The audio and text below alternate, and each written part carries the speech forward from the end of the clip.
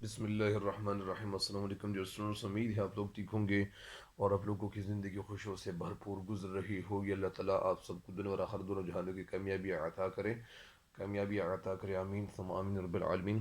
میرے اس چینل پہ نئے ہر آنے والے ان کو میں خوش آمدید بھی کہتا ہوں، میں ان کو خوش آمدید کہتا ہوں، اور وہ لوگ جو میرے چینل کو سبسکرائب ابھی تک نہیں کر چکے ہیں تو وہ بھی میرے چینل کو سبسکرائب کرے اور اس چینل کو اپنے دوستوں کے ساتھ شیئر کرے، تاکہ تمام لوگ جتنے بھی ہے وہ اس چینل سے استفادہ ساتھ ساتھ کرتے جائیں۔ تو اس غزل کی طرف بڑھتے ہیں، اس غزل کی تشریح کی طرف بڑھتے ہیں، لیکن ایک دو اشعار اگر میں سناؤں تو تھوڑا اچھا ہی ہوگا۔ ایک شعر ہے: آج زندگی کی راہوں میں ہم نے شام کر دی، زندگی کی راہوں میں ہم نے شام کر دی، دل کی ہر گلی ان کے نام کر دی، زندگی کی راہوں میں ہم نے شام کر دی، دل کی ہر گلی ان کے نام کر دی، اتنا بھی نہ سوچا کیسے کٹے گی زندگی، اتنا بھی نہ سوچا کیسے کٹے گی زندگی، بس بنا سوچے ہر خوشی ان کے نام کر دی، بس بنا سوچے ہر خوشی ان کے نام کر دی۔ تو یہ ایک دو اشعار، اور ابھی شعر کی تشریح کی طرف بڑھتے ہیں۔ تو کیا ہے؟ اچھا، یہ غزل کس کا ہے؟ احمد ندیم قاسمی کا، اور احمد ندیم قاسمی کی غزل ہے، تو ان کا پہلا شعر پڑھتے ہیں۔ کون کہتا ہے کہ موت آئی تو مر جاؤں گا، میں تو دریا ہوں سمندر میں اتر جاؤں گا، تیرے در چھوڑ کے اور کدھر جاؤں گا، گھر میں گر جاؤں گا، صحرا میں بکھر جاؤں گا، کون کہتا ہے کہ موت آئی تو مر جاؤں گا، میں تو دریا ہوں سمندر میں اتر جاؤں گا۔ اس شعر کے الفاظ بے حد آسان ہیں، تو اس شعر کی تشریح کی طرف بڑھتے ہیں۔ اس شعر کا جو نثر ہے، اس کی جو نثر ہے، سب سے پہلے جو مفہوم ہے وہ اپنے ذہن میں بٹھائیں کہ اس کا مفہوم کچھ اس طرح سے ہے کہ یہ کون کہتا ہے کہ موت آنے سے میں ختم ہو جاؤں گا، میں تو دریا ہوں جو سمندر میں شامل ہو کر میں ہمیشہ ہمیشہ کے لیے زندہ رہ کر زندگی گزاروں گا، یا میں تو دریا ہوں جو سمندر میں، یعنی یہ کون کہتا ہے کہ موت آنے سے میں ختم ہو جاؤں گا، میں تو دریا ہوں جو سمندر میں شامل ہو کر امر ہو جاؤں گا، ہمیشہ کی زندگی مجھے ملے گی، میں ختم نہیں ہوں گا، میری حیثیت وہی رہے گی، لیکن پہلی حیثیت اور اب کی حیثیت میں فرق ضرور ہوگا۔ تو اس شعر کی تشریح کیا ہے؟ اس شعر کی تشریح کی طرف بڑھتے ہیں۔ یہ تو تھا اس کا مفہوم، اور یہ نثر تھی تاکہ ان اشعار کی تشریح میں یا سمجھانے میں آسانی ہو۔ اچھا، شاعر اس شعر میں ہمیں بتانا یہ چاہتے ہیں، شاعر کون ہے؟ احمد ندیم قاسمی کہتے ہیں کہ اگر کسی کو یہ شک ہو یا شبہ ہو کہ میں موت کے آنے سے بالکل فنا ہو جاؤں گا، ختم ہو جاؤں گا اور میرا نام و نشان باقی نہیں رہے گا، تو وہ بالکل غلط اور عقل کے خلاف جا رہا ہے، یعنی عقل کے خلاف وہ بات کہہ رہا ہے، کیونکہ موت کے آنے سے انسان بالکل فنا نہیں ہوتا، البتہ اس کی جو حیثیت ہے، جو شکل ہے، جو صورت ہے، اور جو اس کی جو موجودگی ہے، جو وجود ہے، وہ وجود تھوڑی سی اس میں تبدیلی ہو جائے گی۔ مطلب یعنی میں ایک دریا ہوں جو سمندر میں شامل ہو کر میں امر ہو جاؤں گا۔ ظاہر ہے کہ دریا میں سمندر میں مل کر بظاہر ختم ہوا نظر تو آتا ہے، مگر حقیقت میں سمندر میں شامل ہونے سے یا شامل ہونے کی وجہ سے دریا کی جو حیثیت ہے اس میں اضافہ ہو جاتا ہے، مطلب یعنی دریا کی حیثیت بڑھ جاتی ہے، اور اس دریا کی جو قدر و قیمت ہے اس میں اضافہ ہوتا چلا جاتا ہے۔ تو یہی شعر کی تشریح ہے۔ مطلب اگر ایک انسان، یعنی یہ تشریح تو آپ کے سامنے میں نے یہ بتا دی، مثال کے طور پر یعنی یہ ایک انسان کی طرف اشارہ ہے کہ ایک انسان جب اس دنیا سے فنا ہو جائے اور یہ ختم ہو جائے تو یہ ہمیشہ کے لیے ختم ہوتا نہیں ہے۔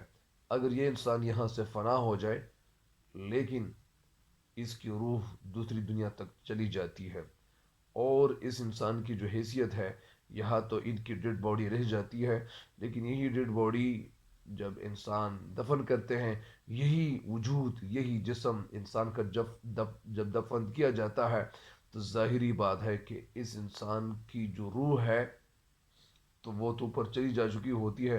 بہرحال اس شعر کی تشریح میں آپ کو سمجھا چکا ہوں، اگر میں آپ کو ایک دفعہ پھر مطلب سمجھا دوں، مطلب اس کا یہ بھی ہے کہ اس لیے اس شعر میں شعر کہنا یہ چاہتے کہ یہ بات درست نہیں ہے کہ موت آئی تو میں مر جاؤں گا، مٹ جاؤں گا یا ختم ہو جاؤں گا، بلکہ سچ بات یہ ہے کہ میں ایک نہ ختم ہونے والی زندگی میں چلے جاؤں گا۔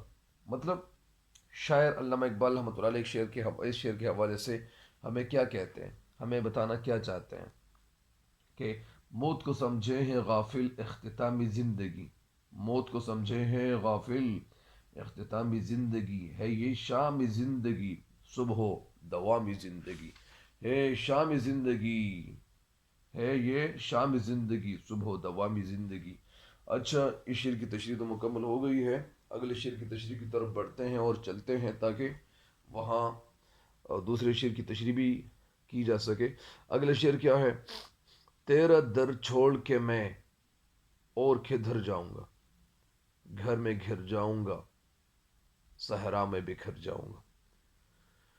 کدھر جانا یہ کس سے مراد ہے؟ یا گھر میں گھر جانا مطلب یعنی نیچے گر جانا، اور بکھر جانا منتشر ہو جانا، جگہ غلط ہو جانا، اسے کیا کہتے ہیں؟ منتشر ہونا۔ اس شعر کا مفہوم کیا ہے؟ اس شعر کی نثر کیا ہے؟ اس شعر کا مفہوم یہ ہے، شاعر کہتے ہیں تیرا دروازہ یا تیرا جو در ہے، تیرا دروازہ چھوڑ کر میں اور کہاں جاؤں گا، یا گھر میں خود کو قید کر لوں گا یا پھر صحرا میں خود کو ختم کر لوں گا۔ مطلب یعنی میں کسی اور در پہ مجھے جانا نہیں ہے، اور میں صرف تیرے در میں ہی پڑا رہوں گا۔ یعنی اس شعر کا مطلب کیا ہے اور اس شعر کی تشریح کیا ہے؟ یہ شعر اصل میں عشق حقیقی کے جذبے سے بھرپور ہے۔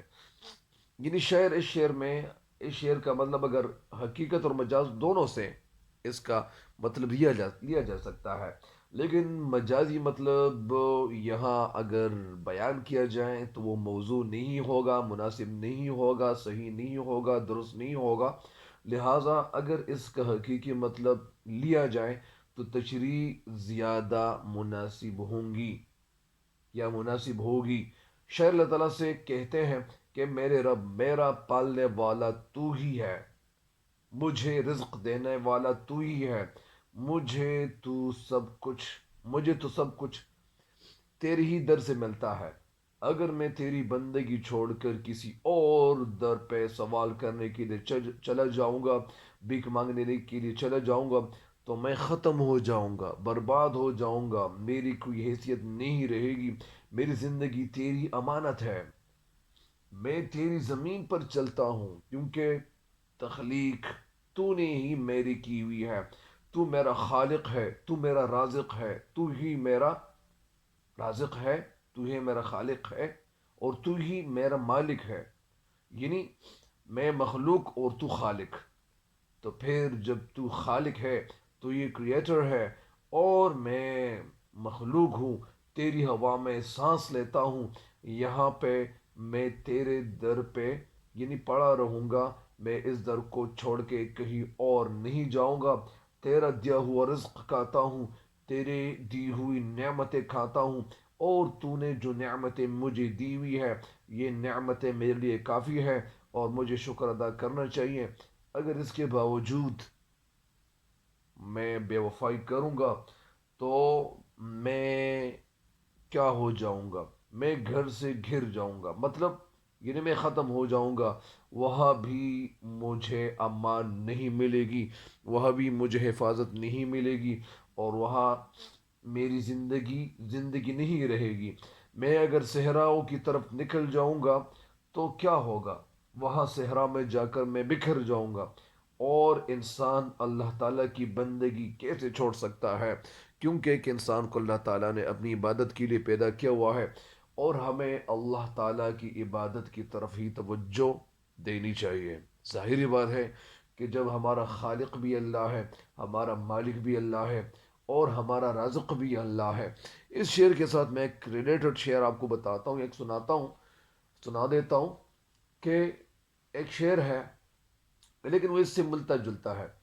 خدا کو بھول گئے ہیں لوگ فکر روزی میں، یعنی اس سے مختلف ہے، مطلب خدا کو بھول گئے ہیں لوگ فکر روزی میں، رزق کا خیال ہے رازق کا کچھ خیال نہیں، رزق کا خیال ہے رازق کا کچھ خیال نہیں۔